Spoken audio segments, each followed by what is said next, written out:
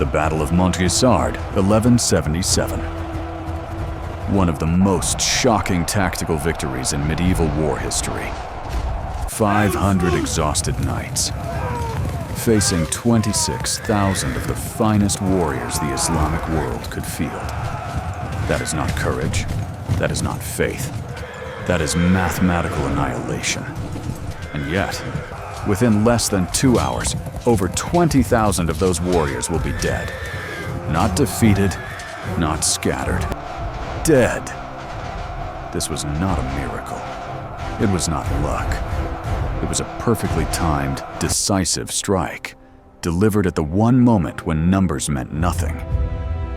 By sunset, the most powerful Muslim army assembled since the First Crusade will cease to exist. And the fate of the Kingdom of Jerusalem, perhaps of the entire Crusader presence in the Holy Land, will hang on a single, impossible charge. Stay with me, because what happened at Montgisard will shatter everything you think you know about medieval warfare. To understand Montgisard, you must step into a world already cracking apart. By the year 1177, the Crusader states were no longer expanding across the Levant. They were clinging to existence. Jerusalem stood isolated. European reinforcements arrived late, or not at all.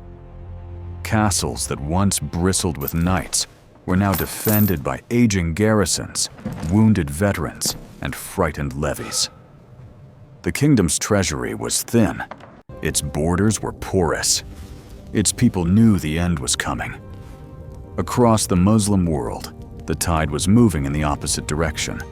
A single leader was binding Egypt and Syria into a unified force, politically, economically, and militarily. That leader was Saladin. By 1177, Saladin was 40 years old and at the height of his authority. He ruled Egypt as Sultan and was steadily consolidating control over Syria. His armies were experienced, disciplined, and confident. Veterans of campaigns against both Muslim rivals and Christian enemies. Muslim chronicler Ibn al-Athir records that by this time, Saladin's reputation alone had become a weapon. Cities surrendered at the rumor of his approach. Garrisons opened their gates without a single arrow being loosed. Jerusalem understood this reality all too well. Ships waited in the harbors of Acre and Tyre, loaded with noble families, holy relics, and whatever wealth could be carried. Quiet discussions were already taking place, not about victory, but about survival, about the terms of surrender. And at the center of this collapsing kingdom stood a king who, by all logic, should not have been alive. Baldwin IV was 16 years old. He had been diagnosed with leprosy in childhood, a fact recorded in detail by William of Tyre, who personally knew the king and served in his court. By his teenage years, Baldwin's hands had lost sensation. His nerves were deteriorating. His body was failing from the inside. Modern historians debate how advanced the disease truly was at the time of Montgisard. This is where the hypothesis begins. But the sources agree on one undeniable fact. Baldwin was physically breaking down. Yet mentally, he remained clear, sharp, and resolute. While Jerusalem prepared for death, Saladin made a fatal assumption.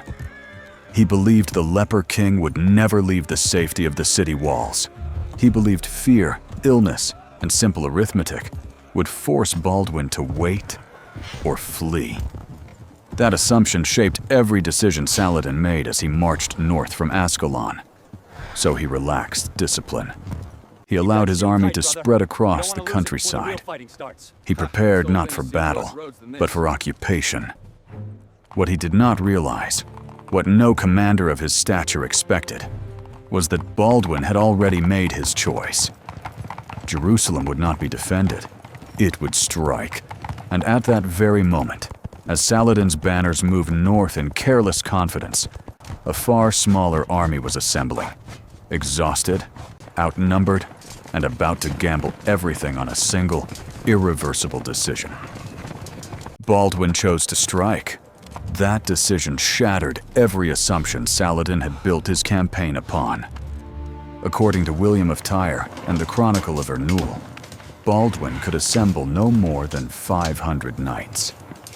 80 of them were Knights Templar, warrior monks bound by vows that forbade retreat, surrender, or mercy in battle. Behind them stood roughly 3,000 infantry, local levies, men armed with farm tools, cracked shields, and resolve sharpened by desperation. This was the full striking force of the Kingdom of Jerusalem. Saladin marched with 26,000 men. Muslim historian Ibn al-Athir records nearly 8,000 elite Mamluk cavalry. Slave soldiers trained from childhood to ride, kill, and obey without hesitation. They were disciplined, mobile, and lethal, among the finest cavalry formations of the medieval world. On parchment, this confrontation required no tactics. It required burial. Yet Baldwin rejected defense, not out of courage, but necessity. Jerusalem could not endure a siege. Its walls were undermanned. Its granaries are thin. Time favored Saladin completely. Modern military historians broadly agree on this point. This is interpretation, not conjecture. Baldwin's only viable option was to attack before Saladin could concentrate his forces. And Saladin, convinced that no rational king would abandon stone walls for open ground, committed the error that defined Montgisard. He relaxed discipline. Multiple Muslim sources confirmed that Saladin allowed his army to spread across nearly 3 miles of countryside. Foraging parties moved without restraint. Supply wagons stood exposed. Horse lines were dispersed. This was not carelessness. It was confidence. Saladin believed he was marching toward a dying kingdom, not a resisting army. The contrast between the two forces could not have been sharper. Baldwin's army was small, but unified. Every knight could see the others. Orders traveled instantly. The purpose was singular. Saladin's army was immense and fragmented. Units were separated by distance. Languages differed. Command chains stretched thin.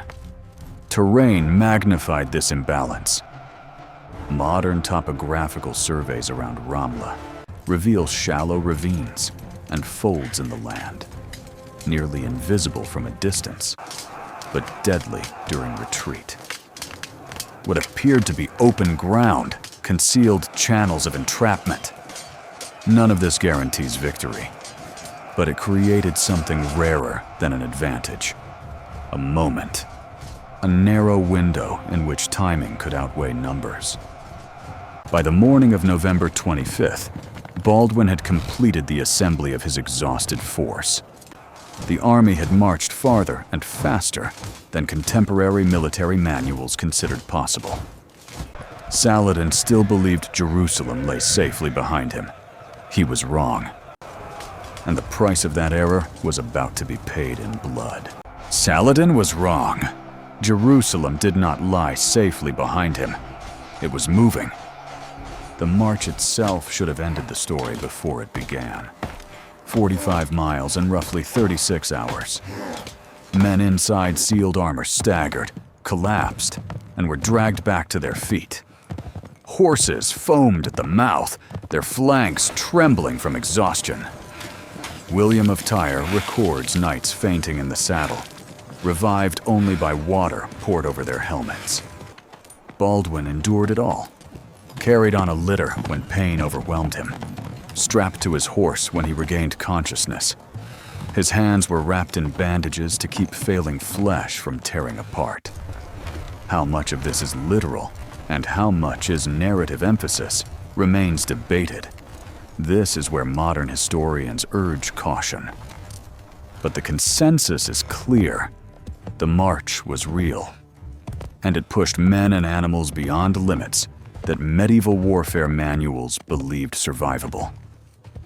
By dawn on November 25th, Baldwin's scouts returned with news that electrified the exhausted army.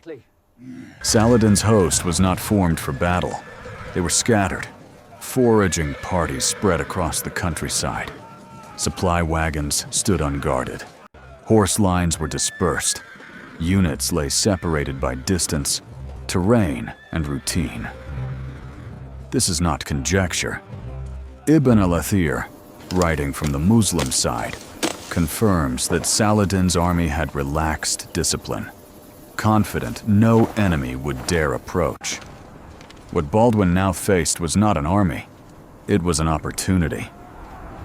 By late morning, Crusader banners crested the ridgeline, not scout pennants, not raiding flags.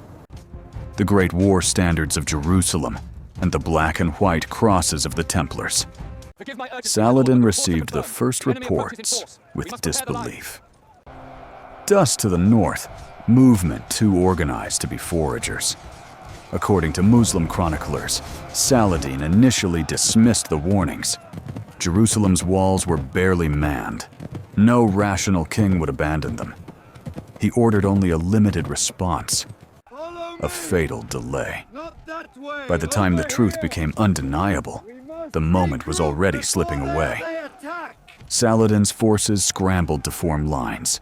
Commands shouted in Arabic, Turkish, and Kurdish collided in the air. Messengers galloped between units, separated by miles. What should have been a single army behaved like many. Baldwin did not wait. At exactly 2 o'clock in the afternoon, the signal was given. 500 lances dropped in unison. At the center of the formation, 80 Knights Templar formed a wedge, a human spear aimed directly at the half-formed Muslim center. The charge was not cautious, it was absolute. Contemporary sources described the sound as thunder. Iron striking flesh, hooves crushing bodies, shields splintering under impact. Numbers vary wildly here, and modern historians warn against accepting medieval casualty counts literally. But the effect is beyond dispute. The Muslim center buckled, not retreated, buckled. The shock was psychological before it was physical. Elite Mamluk cavalry, warriors trained from childhood to face death without hesitation, froze for precious seconds, unable to process what they were seeing. 500 men charging 26,000 was not warfare, it was madness. And madness shattered certainty. Instead of breaking off after the initial impact, the Templars did the unthinkable. They drove deeper. Behind them, Baldwin's remaining knights surged forward, exploiting the rupture carved by the first wave. The distance from first impact to full penetration was less than 300 yards, covered in under a minute. Muslim arrows fell like rain. Horses screamed. Knights fell. But the charge did not slow. As panic spread, rumors raced faster than commands. Saladin was dead. Saladin was surrounded. The army was trapped. None of these was true, but truth no longer mattered. Then Baldwin unleashed his final stroke. The infantry, hidden until that moment in dead ground identified by local guides, surged onto the Muslim flank.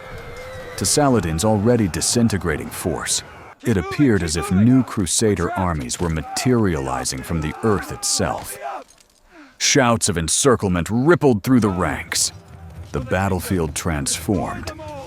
This was no longer a contest of formations. It became a collapse of morale. Men turned to flee. And in flight, the terrain betrayed them. Modern topographical analysis around Ramla confirms the presence of shallow ravines and folds in the land. nearly invisible at a distance, lethal when crossed in panic. What seemed like open escape routes funneled thousands into narrow channels. Pursuit became slaughter. Within less than 2 hours, Muslim resistance ceased. Ibn al-Athir records the event as one of the most terrible catastrophes to befall Islam in that age. He describes bodies filling the land, banners trampled into dust, and an army erased. Saladin's personal guard broke. Witnesses report the Sultan abandoning his warhorse and fleeing on a racing camel, a practical decision that saved his life, but destroyed what remained of his army's morale. By late afternoon, the field belonged entirely to the Crusaders. Of the 26,000 men who had marched north that morning, fewer than 2,000 escaped.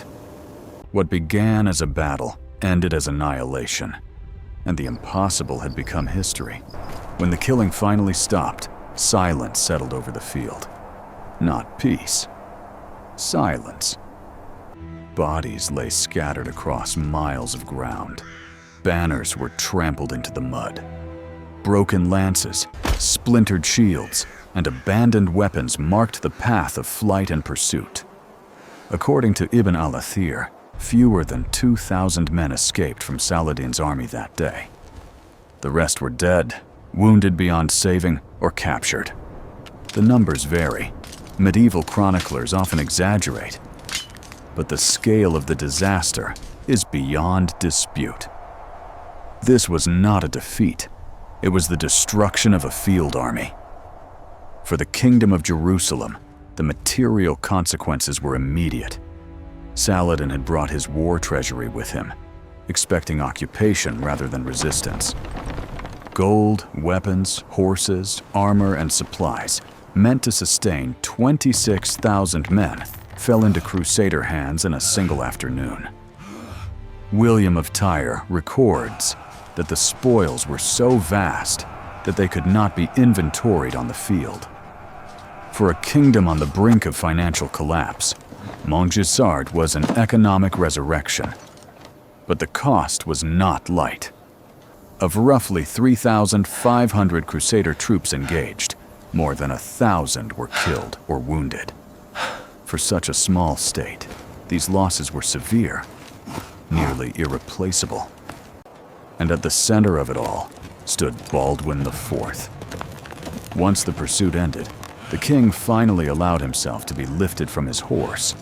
Witnesses record that he collapsed almost immediately, his body pushed beyond endurance. Whether the details are literal or symbolic remains debated. Here again, historians urge caution, but the consensus is clear. Montgisard accelerated the destruction of Baldwin's body, yet it preserved his kingdom. Saladin reached Cairo humiliated, not destroyed, but shaken. His authority did not collapse overnight, but the aura of inevitability surrounding him was gone. Muslim chroniclers describe disbelief, confusion, and soul-searching. How could 26,000 fall to 500? Some called it divine punishment. Others blamed overconfidence. Many questioned leadership. For nearly a decade after Montgisard, Saladin approached the Crusader states with caution. The man who had once marched openly now advanced carefully, deliberately, learning from disaster. Jerusalem, meanwhile, was granted something it had not expected. Time. Time to rebuild defenses. Time to reinforce castles. Time to summon aid from Europe. Montgisard did not save the Crusader states forever, but it postponed their death. And in the brutal mathematics of medieval war, delay itself could mean survival. Montgisard did not end the war. It did something far more dangerous. It proved that the impossible could happen. In the language of military history, Montgisard stands as one of the clearest examples of a decisive tactical victory, driven not by numbers, but by timing, morale, and a single, irreversible strike. 500 did not defeat 26,000 because they were stronger. They won because they struck at the only moment when strength no longer mattered. Both Christian and Muslim chroniclers searched for explanations. Some called it divine intervention. Others blamed arrogance. Modern historians point to something colder and more instructive. Montgisard was not a miracle. It was a failure of assumptions. Saladin assumed fear would paralyze his enemy. He assumed discipline could be relaxed. He assumed superiority guaranteed control. Those assumptions collapsed in a single afternoon. This is why Montgisard endures in military study, not as inspiration, but as a warning. Morale outweighs mathematics. Overconfidence is a form of suicide. And a single moment, if recognized and seized, can redirect history. Yet Montgisard also carries a final uncomfortable truth. It could not be repeated. The conditions that made victory possible, exhaustion, dispersion, surprise, existed once, and only once. Baldwin IV paid for that victory with his body. The leper king would die young, his health shattered beyond recovery. Montgisard preserved his kingdom, but it destroyed him. Saladin learned. A decade later, the lesson returned in reverse. At the Battle of Hattin, patience replaced haste. Discipline replaced confidence.